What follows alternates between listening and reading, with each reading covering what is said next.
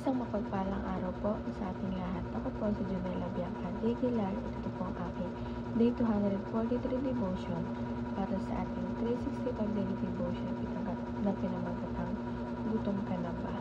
At ang topic natin ngayon ay righteousness. Sabi po dito yung concept na righteousness means God always acts according to what is right, and He Himself is the ultimate standard of right and wrong. Flowing from His perfect nature, God is holy, just, and true. His righteousness calls individuals to live uprightly, families to walk in His ways, and nations to uphold justice at the cross. His justice and mercy met. Sin was punished, and sinners are declared righteous through faith in Jesus Christ. At ang Bible verse pa rin ngayon matagpuan sa Psalm 145 verse 17, The Lord is righteous in all His ways and faithful in all He does. Sa Tagalog po, ang Panginoon ay matuwid sa lahat ng pamamaraan niya at mabait sa lahat ng mga gawa.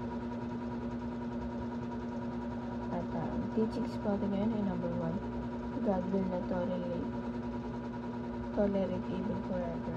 Ito po, yung kasamaan talaga, may hangganan din siya, no? Hindi siya na pagkat sa tingin mo parang bad day ka ngayon ay buong habang buhay ng bad day ka, hindi po, hindi lang dinas yung evil forever. Dahil hindi rin naman inaalaw yun ng ating Panginoon.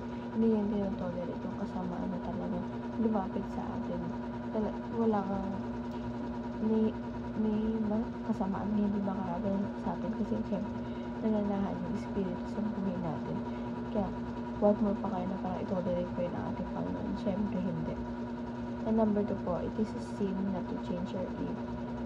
It is a sin not to change our evil culture. Ito po, ano naman tayo makasalanan, pero hindi ibig sabihin na parang yung culture natin talagang kasamaan na yun. Hindi po, dahil nandyan yung ating Panginoon upang gabayan tayo at siyempre punta tayo sa landas na matuwid, na landas na pinlano niya para sa atin. Mananaig pa rin yung kabutihan kaysa sa kasamaan. And number 3 po, righteousness must be sought like food and water. Ito po, dapat yung kabutihan parang hinahanap-hanap natin siya, or parang importante siya, mas importante siya tulad ng pagkain at tubig sa buhay natin, diba?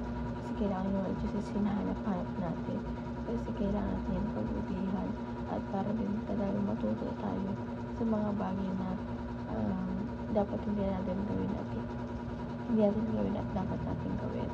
Katulad ng para din ba tayo kung talaga tayo mapalapit sa ating Panginoon at mas mahubog tayo at mag-build tayo ng strong relationship sa Kanya. And application naman po para tumakay sa ating buhay, number 1, reflect God's righteousness in your hearts. Ito po, parang siya sa atin yung puso natin, i-reflect natin yung righteousness sa ating Panginoon. Kung meron rin pa tayong ganun, or yung puso natin nakaalign sa ating Panginoon. Kasi syempre number 1, ang tignan niya ay yung puso natin, kung ano ba talaga laman ng dalang puso ay hindi nadadaya. And number 2 po, resist the evil culture in your family. Ito po, parang yung evil culture sa family, parang wakasan mo na, diba? Parang ikaw yung maging way. Ikaw, minsan, malay mo na ikaw pa yung ginawang way na ating paano pang mawaksin yung evil culture sa pamilya niyo. Dapat kasi sa pamilya niyo parang tawag dito, nasisimula na nabibilid na agad yung connection between God. Dapat yung maging sentro palagi dapat sila din maging sentro palagi sa buhay natin ng pamilya. Kaya dapat inaari natin sa Kanya at pinataas natin sa Kanya. Kaya tayo na mismo sa pamilya pa lang natin dapat nagre-reflect na tayo or titignan natin kung ano ba talaga estado ng buhay natin, kung ng pamilya natin sa relasyon natin sa ating Panginoon. And lastly po, remain hungry and thirsty for righteousness. Ito po, lagi tayong gutom at sabik sa righteousness, sa kabutihan ng ating Panginoon. Dapat lagi hinanap-hanap yung righteousness na meron siya. Kailangan lagi tayong gutom na lagi